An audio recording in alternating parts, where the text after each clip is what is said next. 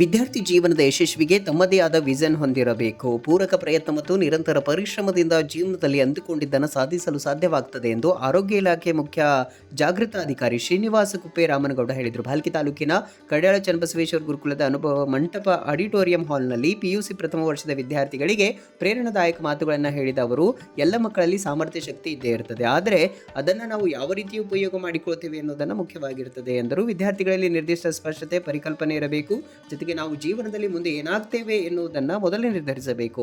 ದೊಡ್ಡ ಕನಸು ಕಾಣಬೇಕು, ಸಾಧನೆ ತುಡಿತ ಇರಬೇಕು. ನನ್ನಿಂದ ಎಲ್ಲವೂ ಸಾಧ್ಯ, ಏನು ಬೇಕಾದರೂ ಸಾಧಿಸಬಲ್ಲೆ ಎಂಬ ಆತ್ಮವಿಶ್ವಾಸ ಇರಬೇಕು. ಸೋಲು ಗೆಲುವಿನ ಬಗ್ಗೆ ಭಯಪಡಬಾರದು, ಅಂದಾಗ ವಿದ್ಯಾರ್ಥಿ ಜೀವನ ಸಕ್ಸಸ್ ಆಗ್ತದೆ ಎಂದರು. ವಿದ್ಯಾರ್ಥಿಗಳ ವಿದ್ಯೆ ಎನ್ನುವುದು ವಿನಯಶೀಲತೆಯಿಂದ ಕೂಡಿರಬೇಕು. ಯಾವುದೇ ಕಾರಣಕ್ಕೂ ಅಹಂಕಾರ ಸುಳಿದಂತೆ ನೋಡಿಕೊಳ್ಳಬೇಕು. ಹೆತ್ತವರು, ಪೋಷಕರು ಮಕ್ಕಳ ಮೇಲೆ ಸಾಕಷ್ಟು ನಿರೀಕ್ಷೆ, ಕನಸುಗಳು ಇಟ್ಕೊಂಡಿರ್ತಾರೆ. ಅವುಗಳನ್ನು ಪೂರೈಸುವ ಹೊಣೆಗಾರಿಕೆ ಮಕ್ಕಳ ಮೇಲಿರ್ತದೆ. ಮಕ್ಕಳು ವಿದ್ಯೆ ಪಡೆದು ಸಮಾಜದಲ್ಲಿ ಎಷ್ಟೇ ದೊಡ್ಡ ವ್ಯಕ್ತಿ ಆದರೂ ಕೂಡ ಹೆತ್ತವರನ್ನು ಸದಾಕಾಲ ಗೌರವದಿಂದ ಕಾಣಬೇಕು. ಸಮಾಜಕ್ಕೆ ತಮ್ಮದೇ ಆದ ಕೊಡುಗೆ ನೀಡಿದಾಗ ಮಾತ್ರ ಜೀವನ ಸಾರ್ಥಕವಾಗ್ತದೆ ಎನ್ನುವುದನ್ನು ಮನವರಿಕೆ ಮಾಡಿಕೊಳ್ಳಬೇಕು. ಪತ್ರಿಕೆ, ಪುಸ್ತಕ ಓದುವ ಚಟ ಬೆಳೆಸಿಕೊಂಡ್ರೆ ಡಾಕ್ಟರ್, ಇಂಜಿನಿಯರ್, KS, IAS ಸೇರಿದಂತೆ ಯಾವುದೇ ಕ್ಷೇತ್ರದಲ್ಲಿ ಸಾಧನೆ ಸಲ್ಲಿಸಲು ಸಾಧ್ಯವಾಗ್ತದೆ ಎಂದು ತಿಳಿಸಿದ್ರು. ಗಡಿ ಭಾಗದಲ್ಲಿ ಡಾಕ್ಟರ್ ಬಸವಲಿಂಗ ಪಟ್ಟದೇವರು ಧರ್ಮ ಪ್ರಚಾರ ಪ್ರಸಾದದ ಜೊತೆಗೆ ಅನಾಥ ಮಕ್ಕಳ ಪಾಲನೆ, ಪೋಷಣೆಯನ್ನ ನಿರ್ಗತಿಕರಿಗೆ ರಕ್ಷಣೆ ಮಾಡುವ ಮೂಲಕ ಸಮಾಜಕ್ಕೆ ಅದ್ಭುತ ಕೊಡುಗೆ ನೀಡುತ್ತಿದ್ದಾರೆ. ವಿದ್ಯಾ ದೇಗುಲ ತೆರೆದು ಗ್ರಾಮೀಣ ಭಾಗದಲ್ಲಿ ವಿದ್ಯಾರ್ಥಿಗಳಿಗೆ ನೀಟ್, IIT ಅಂತಹ ಶಿಕ್ಷಣ ನೀಡುತ್ತಿರುವುದು ಮಾದರಿ ಎನಿಸಿದೆ ಎಂದು ಶ್ರೀನಿವಾಸ ಕುಪ್ಪೆ ರಾಮನಗೌಡ ಅವರು ಹೇಳಿದರು. ಜೊತೆಗೆ ಕಾರ್ಯಕ್ರಮದ ದಿವ್ಯ ನೇತೃತ್ವ ವಹಿಸಿ ಪೂಜ್ಯ ಗುರುಬಸವ ಪಟ್ಟದೇವರು ಮಾತನಾಡಿ, ದೇಶದ ಭವಿಷ್ಯ ಸಂಪತ್ತಾಗಿರುವ ವಿದ್ಯಾರ್ಥಿಗಳು ಯಾವುದೇ ದುರ್ಗುಣ, ವ್ಯಸನಗಳಿಗೆ ಬಲಿಯಾಗಬಾರದು. ಗುಣಾತ್ಮಕ ಶಿಕ್ಷಣದ ಜೊತೆಗೆ ಸಂಸ್ಕಾರ ಪಡೆದು ಮುನ್ನಡೆದರೆ ದೇಶ ಸಮೃದ್ಧಿ ಹೊಂದಲು ಸಾಧ್ಯವಾಗುತ್ತದೆ.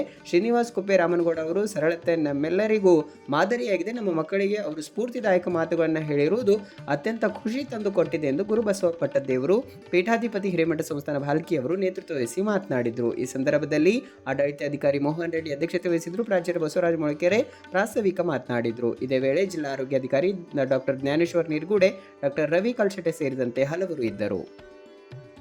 ಪ್ರೀತಿಯನ್ನು ಕರುಣಿಸಿದ್ದಾರೆ. ನಾನು ಋಣಿಯಾಗಿದ್ದೀನಿ ಈ ಮಠಕ್ಕೆ. ನೀವೆಲ್ಲ ಎಷ್ಟು ಭಾಗ್ಯವಂತರಿದ್ದೀರಿ. ಒಂದು ಅತ್ಯುತ್ತಮವಾದ ಸ್ಥಳದಲ್ಲಿ ಬಂದು ಸೇರ್ಕೊಂಡಿದ್ದೀರಿ. ನಿಮ್ಮ ತಂದೆ ತಾಯಿಗಳ ಕಾರಣಕ್ಕೋ, ಇಂಥದ್ದೊಂದು ಸಂಸ್ಥೆ ಕೊಟ್ಟಿರುವಂಥ ಗುರುಗಳ ಕಾರಣಕ್ಕೋ ಒಳ್ಳೆ ಜಾಗದಲ್ಲಿ ನೀವೆಲ್ಲರೂ ಸೇರ್ಕೊಂಡಿದ್ದೀರಿ. ಒಬ್ಬ ಸಾಮಾನ್ಯನಾದ ಆವರೇಜ್ ಬುದ್ಧಿವಂತ ನಾನೇ ಇಷ್ಟೆಲ್ಲ ಮಾಡಲಿಕ್ಕೆ ಸಾಧ್ಯ ಆಗಿದೆ. ನೀವು ನನಗಿಂತ 10 ಪಟ್ಟು, 100 ಪಟ್ಟು, 1000 ಪಟ್ಟು ಸಾಧನೆಯನ್ನು ನಿಮ್ಮ ಕೈಯಲ್ಲಿ ಮಾಡುವಷ್ಟು ಶಕ್ತಿ ಇದೆ.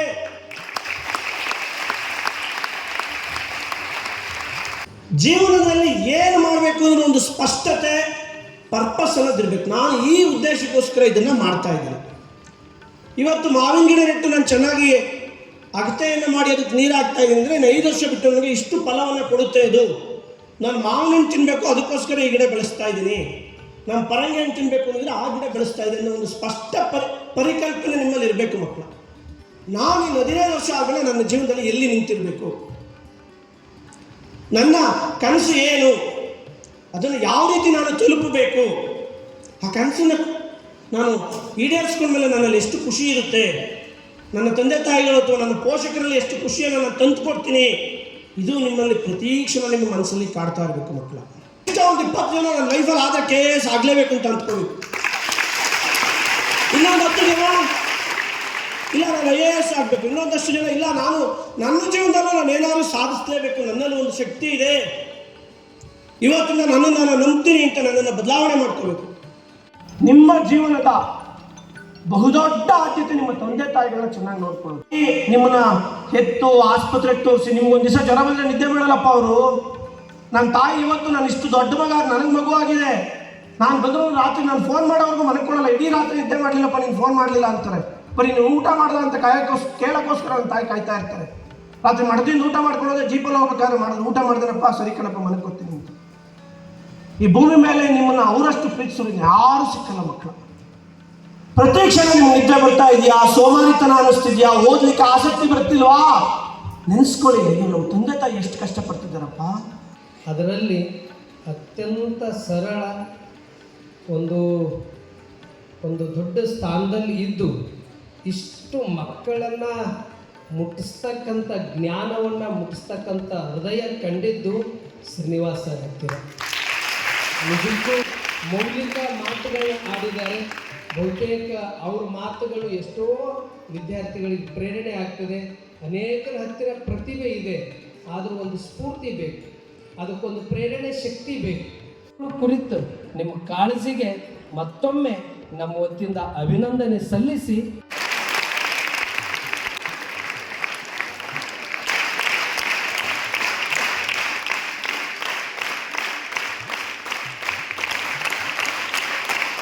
ಜಯಾವಿರತಂ ಶಿವಾಧವ ಶಿವಾಧವ ಶಿವಾಧವ ಜೈ ಗುರು ಬಸವೇಶ ಹರ ಮಹಾದೇವ. ಶರಣು ಶರಣಾರ್ಥಿ.